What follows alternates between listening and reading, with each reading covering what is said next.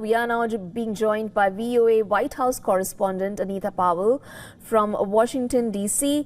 Anita, first up, a lot is being said about the wars that are currently on in the world right now. We are seeing two major conflicts, one in Europe and one in West Asia.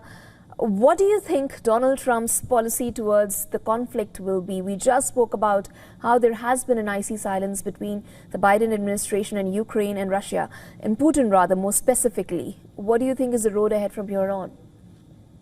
Right. Well, as you mentioned, that is a significant development after years of no communication between Joe Biden and Vladimir Putin. Putin is congratulating Trump and also indicating a willingness to speak. However, that said, the question should be on what terms, on whose terms, because Trump's insistence on bringing this conflict to a swift end indicates that he may not be negotiating in the interest of Ukraine regaining any territory or getting any sort of upper hand. This would advantage Russia.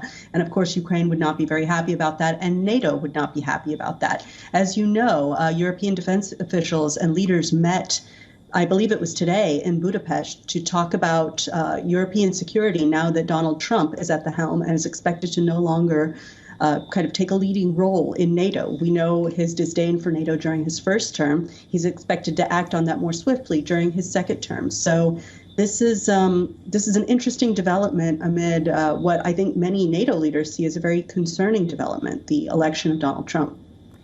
Joe Biden has assured of a peaceful transition of power.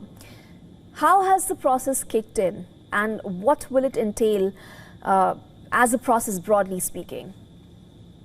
I was there in the Rose Garden about 11 hours ago when President Biden uttered those words and struck that note and promised. And later in the press room, we learned about some of the paperwork that's being exchanged between the Biden administration chief of staff and the Trump campaign transition team. It sounds like it's still in progress, and the White House is optimistic that they will sign all of the documents that will allow them to legally sort of gain access to staff and start planning for the transition.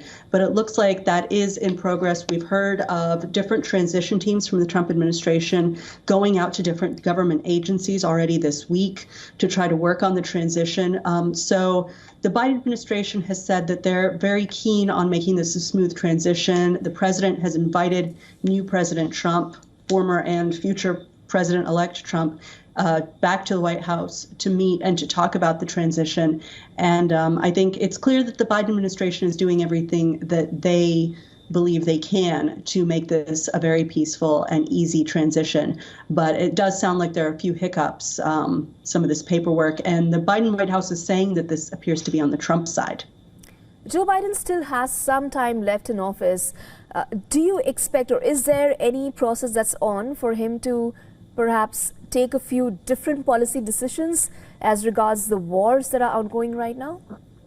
I asked this very question today in the press briefing to ask, what are the priorities? And the short answer is no. Press Secretary Karine Jean-Pierre indicated that the priorities remain freeing the American hostages, and all the hostages indeed who were held by Hamas, and also working towards an end of the Ukraine conflict, what they call a just peace. So those are not really significant changes at all. All right. Thank you so much, Anita, for joining us with those updates.